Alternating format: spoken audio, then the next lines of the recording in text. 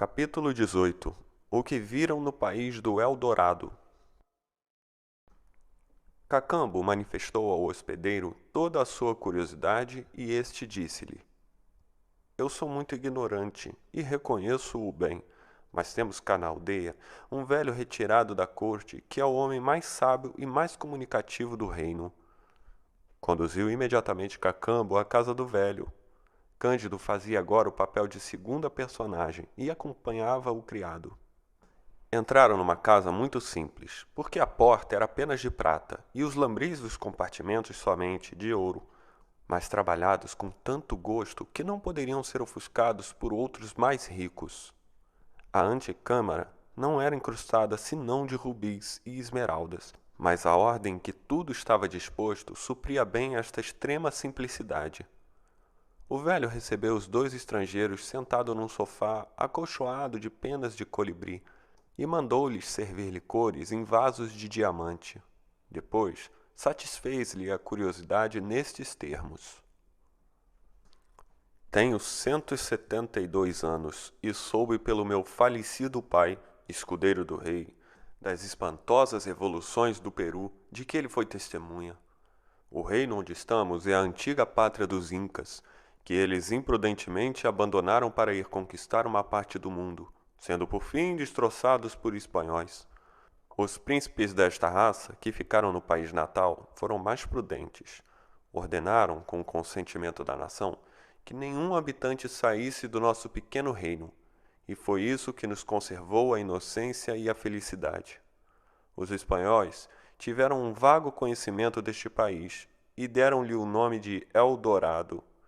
Um inglês chamado Halley conseguiu chegar até aqui há cerca de 100 anos, mas como nós estamos rodeados de rochedos inacessíveis e de precipícios, temos estado até agora ao abrigo da rapacidade das nações da Europa, que têm um furor inconcebível pelas pedras e pela terra e lama do nosso reino, e que, para as possuírem, nos matariam a todos. A conversação foi longa. Arrastou-se sobre a forma de governo, sobre os costumes, as mulheres, os espetáculos públicos e as artes.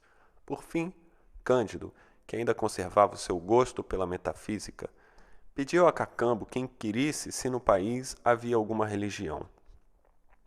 O velho corou um pouco. Como pudestes duvidar disso? Disse ele. Julgais-nos ingratos? Cacambo perguntou humildemente qual era a religião do Eldorado. O velho corou outra vez. Pode então haver duas religiões? Respondeu. Nós temos, creio, a religião de todo o mundo. Adoramos Deus de manhã à noite. E adorais um único Deus? Perguntou Cacambo, que continuava a servir de intérprete às dúvidas de Cândido. Parece-me, disse o velho, que não pode haver dois, nem três, nem quatro. Confesso-vos que as pessoas do vosso mundo fazem perguntas bem singulares. Cândido não se cansava de interrogar o velho através de Cacambo. Quis saber como se orava a Deus no Eldorado. Não oramos, respondeu o bom e respeitável sábio. Nada temos a pedir-lhe, porque ele deu-nos tudo, tudo o que necessitamos. Apenas lhe agradecemos sem parar. Cândido sentiu curiosidade de ver padres e pediu a Cacambo que perguntasse onde eles estavam. O bom do velho sorriu dizendo: Meus amigos, todos nós somos padres. O rei e todos os chefes de família cantam solenemente todas as manhãs cânticos de ação de graças e 5 ou 6 mil músicos os acompanham. O quê? Não tendes frades que ensinem, disputem, governem, intriguem e mandem queimar as pessoas que não são da sua opinião? Seria preciso que fôssemos loucos, disse o velho. Aqui todos nós somos da mesma opinião e não entendemos o que quereis dizer com os vossos frades.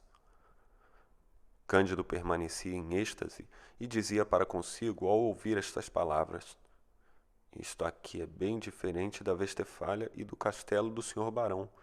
Se o nosso amigo Pangloss tivesse visto o Eldorado, não diria mais que o castelo de Thunder-ten-Tronckh era o que havia de melhor na terra.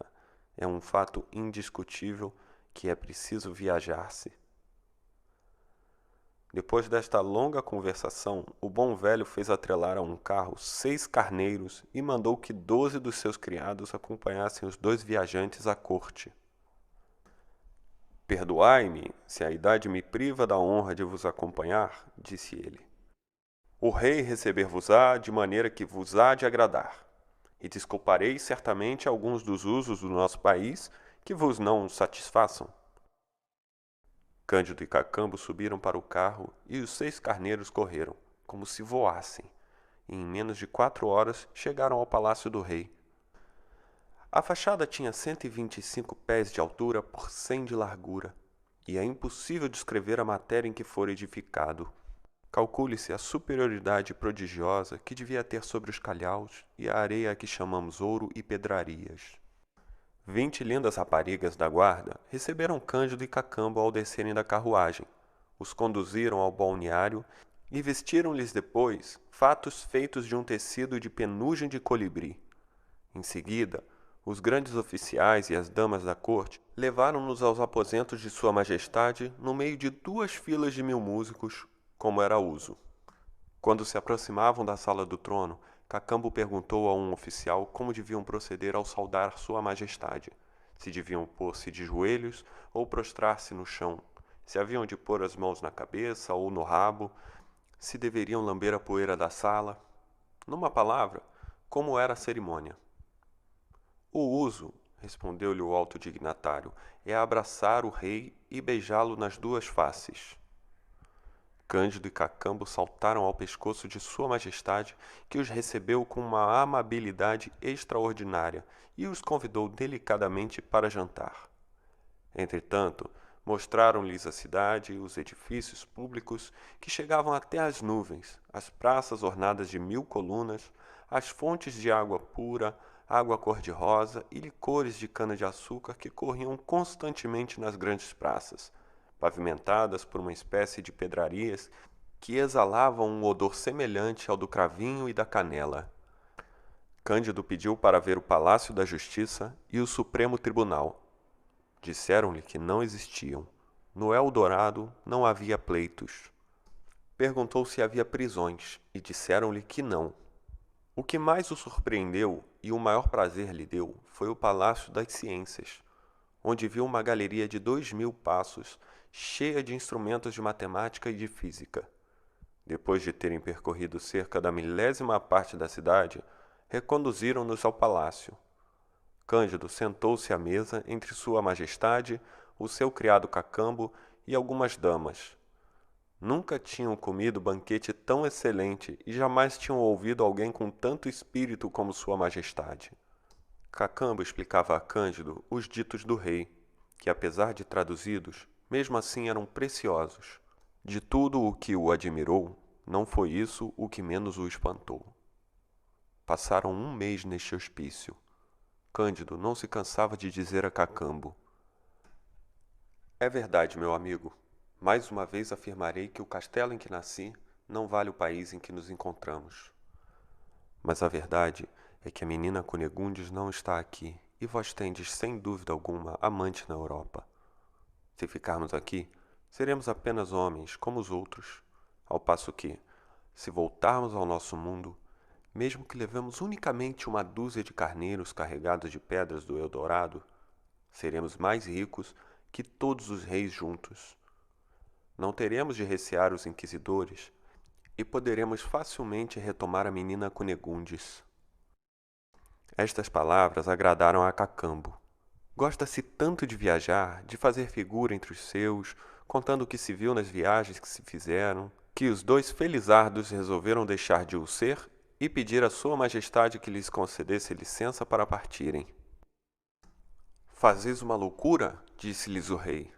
Sei bem que o meu país pouco vale, mas quando se está bem num sítio, o melhor é deixar-se estar. Não tenho o direito de reter estrangeiros. Seria uma tirania que não é permitida pelos nossos costumes e leis. Todos os homens são livres. Parte quando quiserdes. No entanto, a saída é bastante difícil. É impossível subir o impetuoso rio pelo qual milagrosamente aqui chegastes, e que corre entre rochedos que o tapam. As montanhas que rodeiam todo o meu reino têm 10.000 pés de altura e são direitas como muralhas. Estendem-se num percurso de mais de 10 léguas de largura e só se podem transpor descendo pelos precipícios. Porém, visto que pretendeis absolutamente partir, vou dar ordem aos meus intendentes dos maquinismos que engendrem uma máquina que vos possa transportar comodamente. Depois de vos conduzirem até ao alto das montanhas, ninguém vos poderá acompanhar, porque os meus súditos fizeram voto de não mais sair às fronteiras que os rodeiam, e são demasiado prudentes para romperem o seu juramento. Quanto ao mais, pede-me o que desejardes. Pedimos apenas a vossa majestade, disse Cacambo, alguns carneiros carregados de víveres, pedras e terras do vosso país. O rei riu-se e disse: Não compreendo o gosto que as pessoas da Europa têm pela nossa lama amarela, mas levai a que quiserdes, e que vos faça bom proveito. Deu imediatamente ordem aos seus engenheiros para construir uma máquina que guindasse aqueles 2 homens extraordinários para fora do seu reino. 3.000 bons físicos trabalharam na sua execução. Ficou pronta ao cabo de 15 dias, e não custou mais de 20 milhões de libras esterlinas, que era a moeda do país. Cândido e Cacambo tomaram lugar no interior do engenho, juntamente com 2 enormes carneiros com selas e arreios, para lhes servirem de montada quando tivessem passado as montanhas. Também levavam consigo 20 carneiros carregados de víveres, 30 de curiosidades do país e 50 de ouro, pedrarias e diamantes. O rei abraçou ternamente os 2 vagabundos. A partida foi um belo espetáculo, bem como a maneira engenhosa como os içaram e aos carneiros até ao alto das montanhas. Os físicos despediram-se deles depois de os terem posto em segurança. Cândido só tinha um desejo e um propósito: depor os seus carneiros aos pés da menina Cunegundes. Temos com que pagar ao governador de Buenos Aires, se a menina Cunegundes estiver a preço. Marchemos para Caiena, embarquemos lá e veremos então que reino nós poderemos comprar.